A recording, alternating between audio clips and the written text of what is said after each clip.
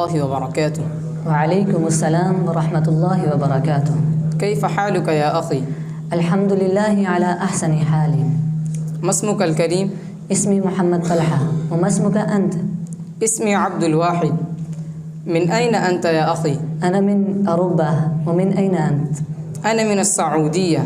يا أخي، لو ناقشنا حول الجوال في هذه الجلسة المنيرة. أوافقك تماما أن هذا الموضوع مشوق جدا. ما ترى؟ هل ينبغي لطالب العلم أن يتخذ الجوال أم يبتعد عنه؟ إني أرى أن يبتعد الطالب عن الجوال لأنه مضر كثير لطالب العلم.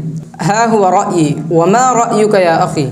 إني لا أرى بعض ما تقول، لأن الجوال له فوائد عديدة كذلك.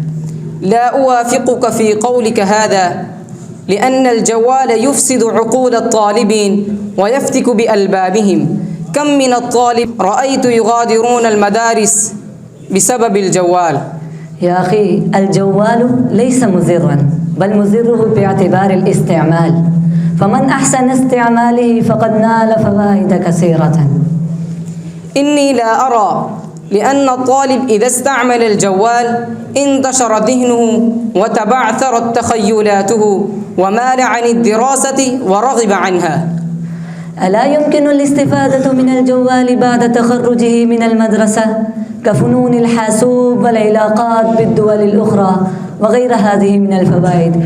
وكذلك يسجل الكتب القيمة التي تفيده في حياته العلمية والعملية.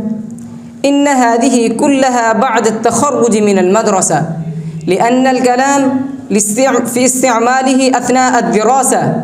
إذا اشتغل بالجوال ترك الصلاة وغفل عنها ومال إلى المعاصي، والمعاصي والذنوب تمنع من الدروس والرغبة فيها. الطالب يطالع على الشبكة العالمية الكتب القيمة التي لا يستطيع شراءها. إذا أخذ الطالب الجوال لمطالعة الكتب يستغرق معظم وقته في الأشياء الأخرى. قل من تجد من الطلاب يطالع الكتب في الجوال.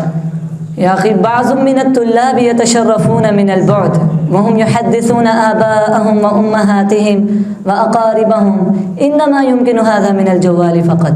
لا بأس، لست مصرا على ما تقول. لكل رجل شأن وفكرة خاصة. ستبقى عند رأيك وأبقى عند رأيي. والسلام عليكم ورحمة الله وبركاته. وعليكم السلام ورحمة الله.